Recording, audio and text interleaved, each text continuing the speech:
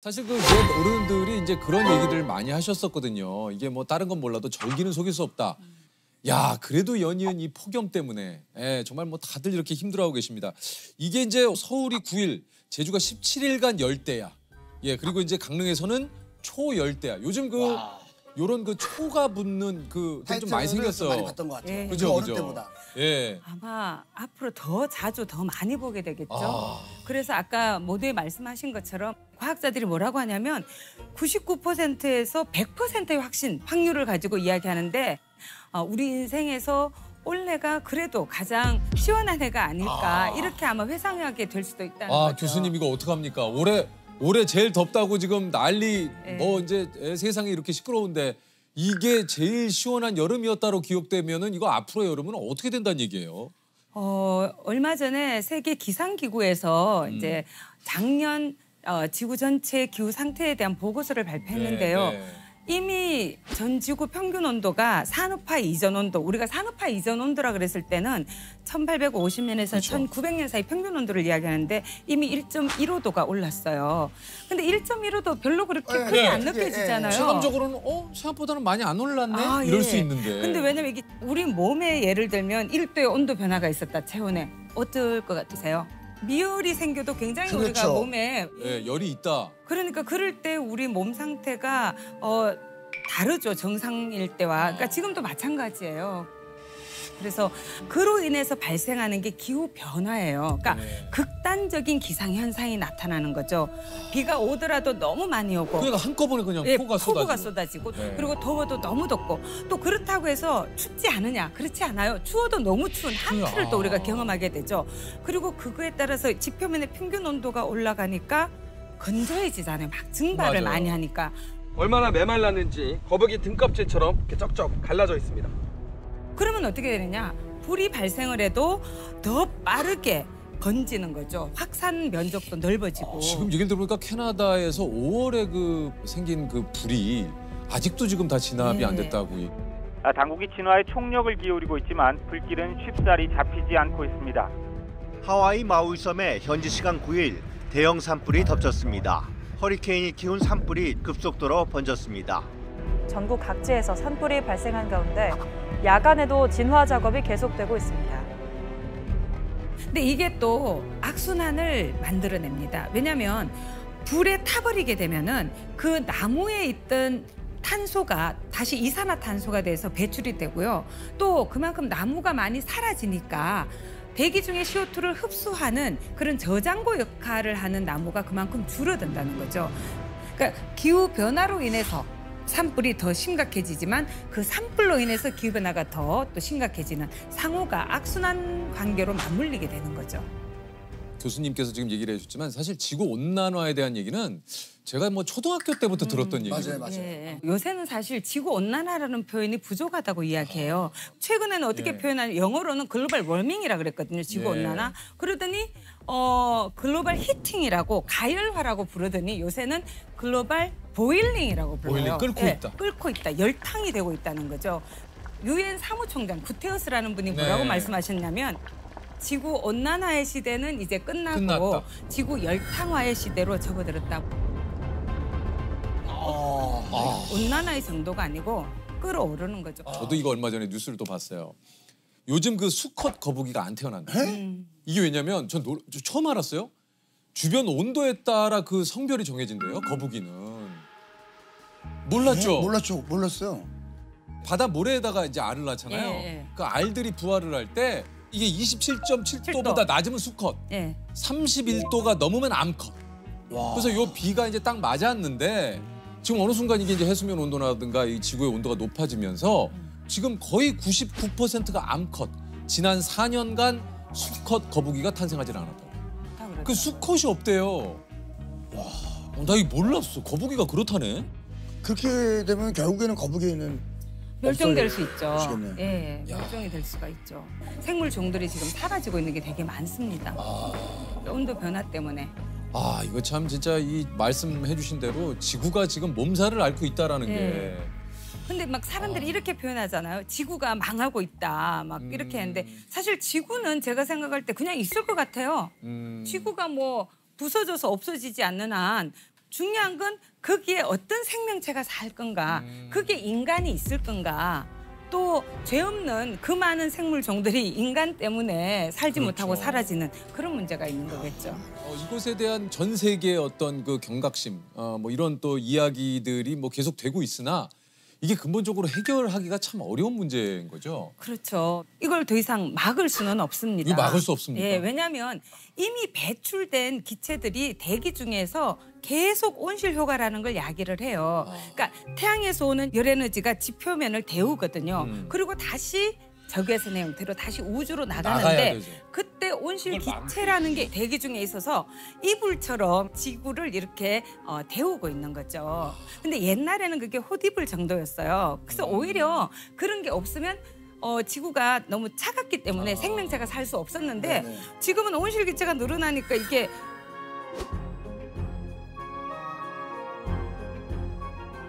콧니불에서 자리비불이 됐다가 솜니불이 돼가는 거죠. 너무 두꺼워져. 너무 두꺼워지는 거죠. 그렇게 되는데 문제는 뭐냐면 이 온실 기체가 대기 안에 계속 남아 있어요. 머물러 있군요. 네, 머물러 있어요. 이산화탄소 같은 경우는 50년에서 200년을 머물러 있고요. 심지어 그중에 15%는 1000년을 머무른다고 해요. 그러니까 우리가 이미 배출한 게 계속해서 야기하기 때문에 기후변화는 더 이상 막을 수는 없고요. 근데 우리가 지금이라도 덜 배출하면 더디게 갈 수 있는 거죠. 이거 참 큰일 났네. 이거 어떻게 하나 이거. 우리가 이렇게 얘기만 지금 하고 있을 때가 아닌데 이거 어떻게 저 전기도 다 꺼야 돼 지금. 이거 좀 아니요. 다 탄소예요. 우리 너무 교수님 이거 뭐 얘기 듣다 보니까 너무 많아. 이거 좀 카메라 몇 대 감독님. 이 앞에 가셔가지고 오늘은 녹화를 이쯤에서 그만하시죠. 오늘은 녹화를. 이렇게 극단적으로 나가시면 안 되죠. 예. 왜냐하면 그 전기를 뭘로 만드느냐가 중요하거든요. 그러면 화석연료 대신에 되도록이면 이산화탄소 배출이 현저하게 떨어지는 게 재생에너지예요. 그래서 태양광이라든지 풍력이라든지 이런 걸 통해서 전기를 생산하는 일들이 지금 전 세계적으로 굉장히 많이 늘고 있죠. 이것도 제가 봤어요. 조금 이제 저는 뉴스를 보다 보면 신문을 보거나 그런 게 막 요즘 막 눈에 띄는 거예요. 북극 항로가 이제 열린다는 거예요. 왜냐하면 북극이 예전에 이제 얼어 있었기 때문에 쇄빙선이 아니면 힘들었거든요. 네네네. 근데 이게 북극 항로가 열린다는 의미는 그거는 이제 북극이 녹고 있다는 거잖아요. 네, 그렇죠. 그래서 이게 굉장히 그 이율 배반적이죠. 북극이 네. 녹아서 교역이 더 활발해질 수 있고 막 이런다고 얘기하지만 그러니까 운임이 사실, 훨씬 더 싸질 수 있고. 근데 그게 굉장히 슬픈 일이거든요. 슬픈 일이죠. 왜냐하면 지구 전체에 있는 얼음의 97%가 남극과 북극에 있대요. 이 북극과 남극의 얼음이 녹으면 어떻게 될까요? 해수면이 높아지죠. 해수면이 상승이 돼요. 왜냐하면 우리가 뭐 있던 얼음 녹는데 그게 뭐 해수면하고 무슨 상관이냐 생각하는데 그게 아니라 그거는 이미 바닷물 안에 있던 얼음이 녹는 건 해수면 높이에 크게 영향을 안 미쳐요. 근데 그린랜드라든지 남극이라든지 이렇게 육지에 있던 얼음이나 만년설이 녹으면 그게 바다로 들어가잖아요. 진짜 그린란드의 경우에는 이제 1분에 100만 톤씩 녹고 있다. 그러니까 육지가 잠기잖아요. 예. 특히 제가 아는 과학자분이 계산을 했는데 북극의 얼음이 다 녹으면 7m가 상승할 수 있대요. 7m. 특히 우리나라는 삼면이 바다잖아요. 어떻게 되겠어요? 삼면이 바다. 그러니까 이게 해안가에 인천도 있고 부산도 있고 군산도 있고 뭐 속초 여러 도시들이 있잖아요. 네네. 그러니까 그런 도시들도 해수면 상승에 따른 침수로부터 안전하지 않은 거죠. 유실된 모래 면적은 약 2만 제곱미터. 2년 전과 비교해 해변의 모래가 얼마나 사라졌는지 한눈에 확인할 수 있습니다. 그 시뮬레이션을 보여줬어요. 해수면이 상승이 되면 어떻게 될 건가. 어떻게 될 건가. 근데 제 뒤에 앉아있던 분이 저기 우리 집이네 이러시는 거예요. 본인 집이 해수면 상승돼서 막 잠기는 게 그 보이는 거예요. 그랬더니 너무 놀랐다는 거예요. 그전에는 그냥 해수면이 상승될 수 있구나 뭐 이렇게 그냥 그런가 보다 했는데 본인 집이 이렇게 막 잠기는 모습을 보니까 아이고 이거 큰일이구나. 이게 보통 문제가 아니구나. 이야, 어우. 요즘 또 이게 식량난 이것도 사실 기후변화하고 또 밀접한 관련이 있다 그래요. 왜냐하면 너무 뜨거우면 자라지를 못합니다. 식물들이. 그래서 그렇죠. 작년 원래 인도가 폭염 상황에 놓여 있어요. 인도가 전 세계 밀 생산의 한 2위 정도를 하는 것 같은데 밀 수확량이 절반 정도밖에 안 되는 거죠. 그래서 수출 금지령을 내리기도 했어요. 맞아요. 자, 그러면 어떻게 되느냐? 세계 전체 밀 공급량이 줄어들기 줄죠. 때문에 밀의 가격이 급등하게 되겠죠. 네. 그러면 우리나라는 우리가 먹는 밀가루의 몇 %를 우리가 수입하는 것 같으세요? 거의 대부분을 수입하는 거 한 80% 넘는 걸로 알고 있는데. 너무 우리나라의 밀 생산을 높게 보셨네요. 네? 우리 밀은 1%밖에 안 됩니다. 예.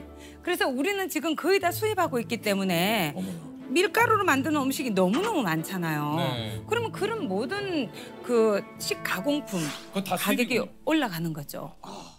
근데 예를 들면 우리나라 사람들이 주로 먹는 쌀이 자포니카라는 종이거든요. 품종이. 근데 우리 쌀은 맛이 좋잖아요. 점성이 있고. 근데 왜 이렇게 바람이 불면 날아갈 것 같은 인디카라는 건데요. 그 인디카 종을 대부분 먹고 있어요. 우리가 먹는 이 자포니카를 생산하는 나라가 많이 없습니다. 그런 데서 만약에 이상 기후로 인해서 작황이 나빠지게 되고 이 쌀 품종을 생산을 못하게 되면 우리도 이제 우리가 먹던 쌀을 못 먹게 될 수도 있죠. 오, 날아가는. 예, 인디카 종을 먹어야 되는 거죠. 이게 그 생태계 파괴가 해양에서뿐만이 아니고 뭐 얼마 전에 우리 저 꿀벌 선생님이 나오셔서 얘기를 하셨지만 꿀벌이 또 사라지고 있고 예를 들면 지금 또 모기가 늘어난다고 해요. 예. 이거 좋지 않은 소식이잖아요. 그렇죠. 모기가 또 우리가 관심을 갖는 이유는 병원균의 매개체잖아요. 맞아요. 그래서 뭐 말라리아라든가. 뇌염모기 있잖아요. 말라리아. 말라리아. 그다음 황열병 이런 게 다 모기 때문에 발생하는 거거든요. 근데 이런 질병들이 예전에는 열대 지역이라든지 뭐 아열대 저 밑에 이런 데였는데 말라리아 환자가 우리나라도 생기고 있어요. 네. 그러니까 이런 게 다 영향을 미치는 거죠. 요번에 우리 코로나를 경험했잖아요. 네, 그렇죠. 이것도 뭐 완벽하게 그 일치되진 않았지만 그래도 많은 분들이 뭐 박쥐가 매개 역할을 했다. 근데 박쥐의 서식처가 지금 늘어나고 있어요. 박쥐도 아열대 기후에서 생존하는데 박쥐가 서식할 수 있는 공간이 기후의 변화에 따라서 늘어났거든요.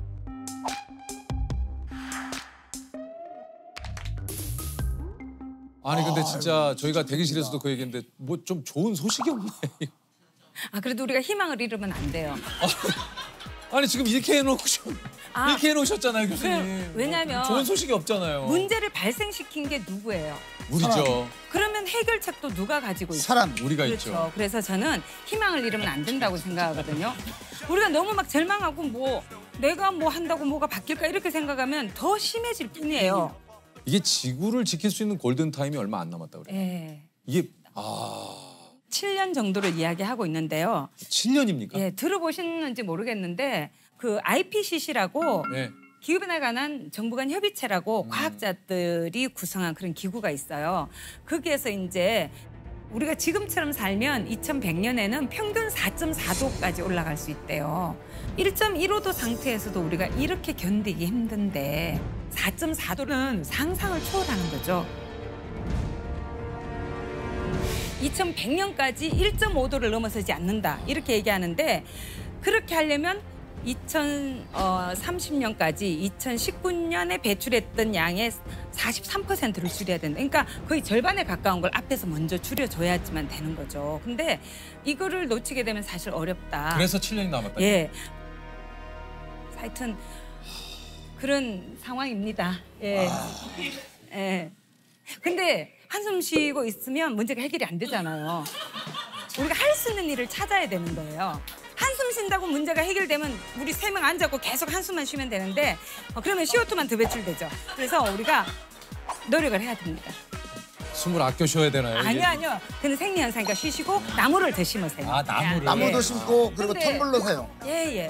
텀블러 같은 경우도 사람들이 보면 이제 텀블러도 많이 사용해야지 되는 거예요. 어떤 분들은 그냥 유행을 좇아서 텀블러 모양이 다르거나 디자인만 다르면 계속 사시는 분도 계신데 그런 분들은 그냥 종이컵 쓰시는 게 나아요. 그러니까 한번 사면 계속 사용을 해야 되고요. 어떤 물건이든지 만들 때 에너지가 투입이 돼요. 에너지로부터 발생하는 온실기체량이 사실은 뭐 73% 이상이다 뭐 이렇게 이야기를 하거든요. 만들 때도 그렇지만 우리가 폐기할 때도 또 이걸 수거하고 운반하고 뭐 데. 소각을 하든 매립을 하든 이 모든 과정에 다 에너지가 투입이 되고요. 이게 썩으면서도 또 메탄이나 CO2가 나오고 뭐 이렇게 되는 거죠. 텀블러 힘들어도 이제 기본이 돼야 돼요. 이걸 하는 사람이 앞선 사람 이게 아니라 너무 당연한. 그냥 당연한. 그러니까 우리의 문화가 돼야 되는 거죠. 개개인이 다 이렇게 해야 바뀌는 거죠. 그렇죠. 누군가는 해결해주겠지가 아니죠. 안 돼요. 사실 저희들이 할 수 있는 이런 탄소 배출을 줄일 수 있는 방법은 뭐가 좀 있을까요? 사실은 우리가 필요 없이 낭비하는 에너지가 굉장히 많아요. 불 같은 것도 10개의 등이 다 필요 없는데 어떤 회의실이고 강의실이고 그걸 부분 소등을 할 수도 있고요. 또 업무를 마치고 나면 즉각 끄는 것도 중요하고요. 또 실내 온도 같은 경우에 그래서 요새는 그래도 많은 분들이 경각심을 가져서 맞아요. 겨울에 반팔 입고 생활하고 이런 분들이 조금씩 줄어들고는 있죠. 네, 근데 맞습니다. 그렇게 살면 안 되는 거예요. 그리고 그래서 낭비를 줄여야 됩니다. 에너지도 필요 없는데 지금도 저기 불 다 켜져 있네요. 저런 불들 꺼야죠.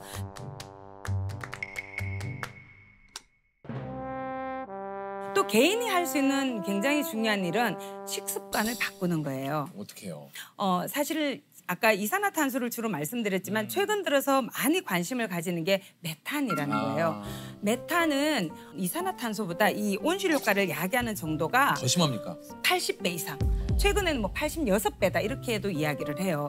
근데 그 메탄이 또 어디에서 많이 발생하냐면 음식물 쓰레기가 썩을 때라든지 그다음에 또 특히 많이 요새 늘고 있는 게 육식이거든요. 작년에 네. 우리나라 사람들이 쌀을 많이 먹었을까요? 고기를 많이 먹었을까요? 고기를 많이 먹지 요즘 근데 좀 않았습니까? 쌀 소비가 좀 많이 줄었다는 예. 얘기 좀 들었거든요. 예, 우리가 주식 그러면 예전까지는 쌀이었죠. 근데 이제는 쌀 소비량이 작년에 53kg 1년에.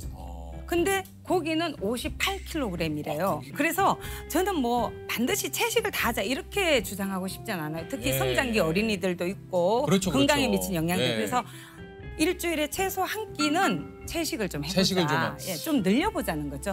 이게 쉽진 않아요. 이게 또 식습관을 바꾼다라는 게. 예. 그리고 아까 개인이 할 수 있는 일 중에 지금 손수건 갖고 다니시나요? 손수건이 없네요. 근데 예전에는 제가 자랄 때만 해도 손수건은 그냥 필수예요. 늘 필수로 맞아, 갖고 맞아요. 다니는데 요새는 손수건 갖고 다니는 분을 별로 보기가 어려워요. 맞아요. 대신에 화장실에 가면 다들 그냥 종이 있으니까. 타월을 쓰죠. 그것도 아낄 수 있어요. 그러니까 제가 1년에 몇 개를 쓸까 계산을 해봤어요. 화장실에 하루에 몇 번 정도 갈까요, 개인이? 한 5번? 적게 잡아도 5번일 거예요. 5번. 그러면 5장이잖아요. 그러면 일주일에 5일 근무한다 그러면 25장이잖아요. 4주라 그러면 100장이잖아요. 그러면 이게 지금 1년 또는 1200 장. 평생 너무 많죠. 그러니까 이게 작은 게 아니에요. 저는 이걸 오래된 미래라고 부르거든요. 예전에 다 했던 일이에요. 그런데 이제는 더 안 하고 멈추었던 거 다시 회복하자. 이거 어려운 일 아니다. 예. 이게 버려야 되는 것 중에 하나가 나 하나쯤이야. 예. 진짜. 예. 이 나 하나쯤이야. 이거 버려야 되지 않겠어? 하나쯤이야 주의죠. 예. 네. 나 하나쯤이야가 아니라 나도 함께 해야지 이 문제가 풀릴 수 있다. 왜 스스로를 문제를 해결하지 못하는 사람으로 그렇게 바깥으로 밀어냅니까? 나도 문제를 해결할 수 있다. 내가 이 문제를 해결하는 열쇠를 쥐고 있다. 이렇게 생각해야죠. 최후의 기회가 우리에게 주어져 있다고 생각할 수도 있어요. 미래라는 게 어떤 고정된 모습으로 딱 우리를 기다리고 있는 게 아니에요. 오늘 우리가 어떤 선택을 하느냐에 따라서 우리의 미래는 달라질 수 있어요. 그렇기 때문에 오늘 우리가 이런 문제를 정말 심각하게 성찰하고 내가 할 수 있는 일들을 조금이라도 일단 시작하고 그래서 점점 우리의 기후 행동을 넓히고 늘려나간다면 우리가 마주하게 될 미래가 바뀔 수 있는 거죠. 미래는 오늘의 우리가 만든다. 저는 이런 말씀을 드리고 싶습니다.